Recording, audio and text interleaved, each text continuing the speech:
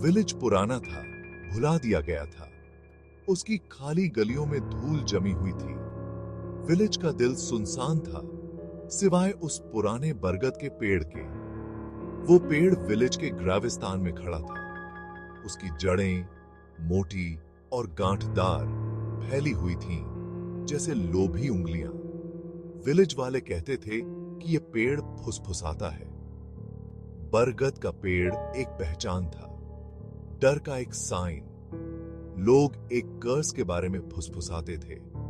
वो कहानियां सुनाते थे उन लोगों की जो इसके बहुत करीब गए, वो जो गायब हो गए, फिर कभी दिखाई नहीं दिए।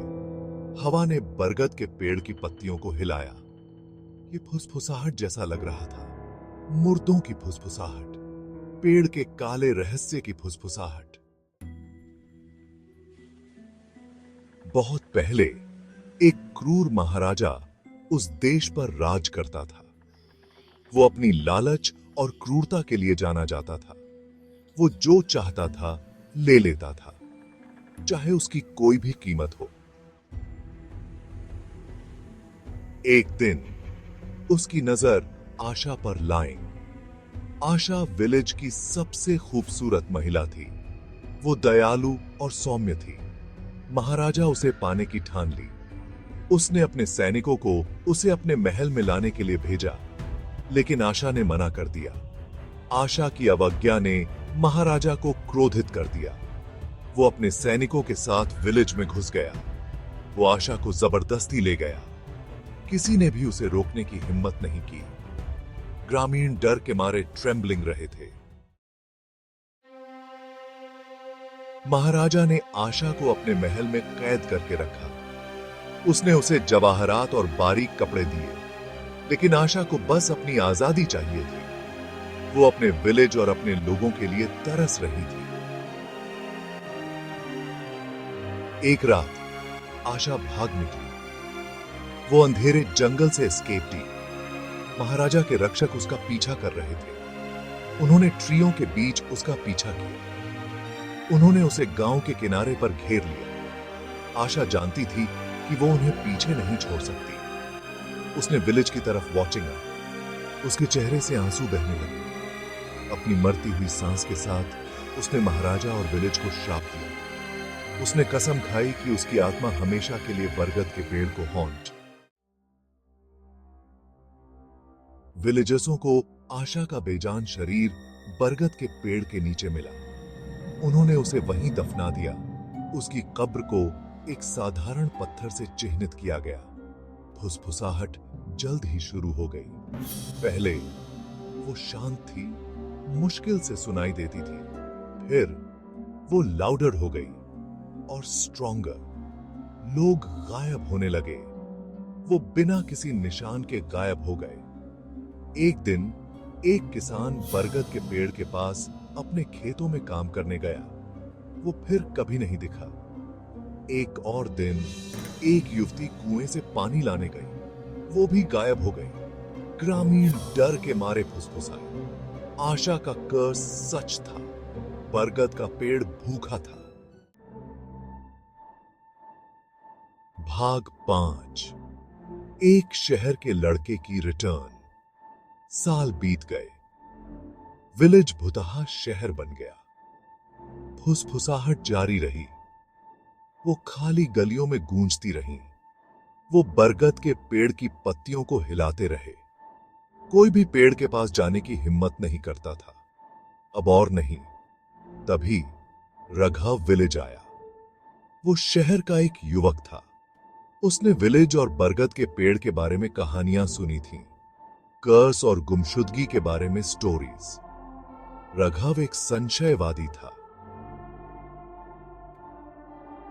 वो श्रापों या भूतों में विश्वास नहीं करता था। वो सोचता था कि हर चीज के पीछे एक तार्किक व्याख्या होती है। वो बरगद के पेड़ के बारे में ट्रूथ चाय का पता लगाने के लिए दृढ़ था। भाग 6। रघव की क्यूरियसता। रघव विलेज रीचिंगा। उसने अपनी रीढ़ की हड्डी में ठंडक महसूस की। विलेज भयानक रूप से शांत था। केवल हवा की आवाज बरगद के पेड़ की पत्तियों से सरसराहट कर रही थी। रघाव ने विलेज के आउटी इलाके में डेरा डाला। उसने दिन की खोजबीन में बिताया। उसने कुछ बचे हुए विलेजर्सों से बात की। वो बूढ़े और फेरे हुए थे। उन्होंने उसे जाने की चेतावनी दी। उन्होंने उससे भीख मांगी कि वो बरगद के पेड़ के पास न जाए। लेकिन राघव विचलित नहीं हुआ। वो पहले से कहीं रिमेंबर सा उत्सुक था। उसने बरगद के पेड़ के पास रात बिताने का फैसला किया। वो खुद वॉचिंग ना चाहता था कि क्या कहानियां सच थीं। भाग 7। फुसफुसाहट तेज हो जाती है। जैसे ही सूरज ड्राउंडने लगा, राघव बरगद के पेड़ की ओर चल पड़ा। हवा ठंडी होती गई।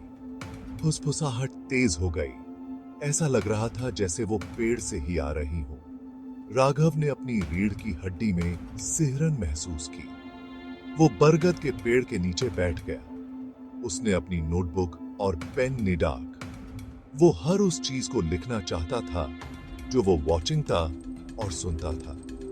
फुसफुसाहट तेज हो गई। ऐसा लग रहा था जैसे वो उसका नाम पुकार रहे हो। हवा तेज हो गई। पेड़ की शाखाएं उसके ऊपर स्वेड। राघव ने बेचैनी महसूस की। उसने खुद को इतना अकेला कभी महसूस नहीं किया था। उसने पेड़ की तरफ वॉचिंगा। ऐसा लग रहा था जैसे उसकी पत्तियां उसे देख रही हों। भाग 8। तूफान की नाइट। आसमान काला हो गया। बिजली फ्लैश्ड। बादलों की गड़गड़ाहट हुई। बरगद के पेड़ की शाखाओं से हवा हाउल्ड। बारिश होने लगी। पहले तो बस बूंदाबांदी हुई, फिर वो मूसलाधार बारिश में बदल गई। राघव बरगद के पेड़ की आड़ में दुबका हुआ था। उसने अपनी नोटबुक को सूखा रखने की कोशिश की। फुसफुसाहट अब बाहरी हो चुकी थी। वो उसके चारों ओर घूम रहे थे। ऐसा लग रहा था जैसे वो उसे पेड़ के करीब खींच रहे हों। राघव को एक अजीब सी अनुभूति हुई। ऐसा लगा जैसे पेड़ जीवित हो, जैसे वो अपनी लंबी गांठदार जड़ों से उस तक पहुंच रहा हो। उसने उठने की कोशिश की, लेकिन तब तक बहुत देर हो चुकी थी। भाग 9। बरगद में लॉस्ट। बरगद के पेड़ की जड़ें जमीन से बाहर निकल आईं। उन्होंने खुद को राघव के पैरों के चारों ओर लपेट लिया। उसने दूर जाने की कोशिश की, लेकिन जड़ें बहुत मजबूत थीं। वो उसे पेड़ के तने की ओर खींच ले गईं। राघव मदद के लिए चिल्लाया, लेकिन उसकी चीखें तूफान में डूब गईं। फुसफुसाहट तेज हो गई। ऐसा लग रहा था जैसे वो खुश हो रहे हों। राघव ने अपनी आंखें बंद कर लीं। वो जानता था कि यही अंत है। अगली सुबह तूफान थम गया। विलेज के ऊपर सूरज उगा। ग्रामीण अपने घरों से बाहर आ गए।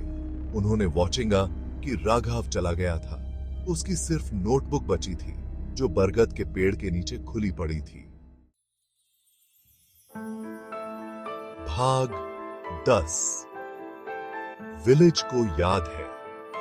ग्रामीण जानते थे कि क्या हुआ था। उन्होंने ये सब पहले भी वॉचिंगा था। राघव बरगद के पेड़ का एक और शिकार बन गया था। आशा के कर्स ने एक और आत्मा को अपने नाम कर लिया। विलेजर्सों ने राघव की नोटबुक वहीं छोड़ दी जहां वो पड़ी थी। उन्होंने उसे छूने की हिम्मत नहीं की। वो जानते थे कि बरगद का पेड़ अभी भी भूखा है। वो जानते थे कि वो और शिकार करेगा। बरगद का पेड़ विलेज के ऊपर लंबा खड़ा था। उसने हवा में अपनी पत्तियों को हिलाया। फुसफुसाहट जारी रही। वो कर्स की याद दिलाते थे, क्रूरता की कीमत की याद दिलाते थे, आशा के बदले की याद दिलाते थे।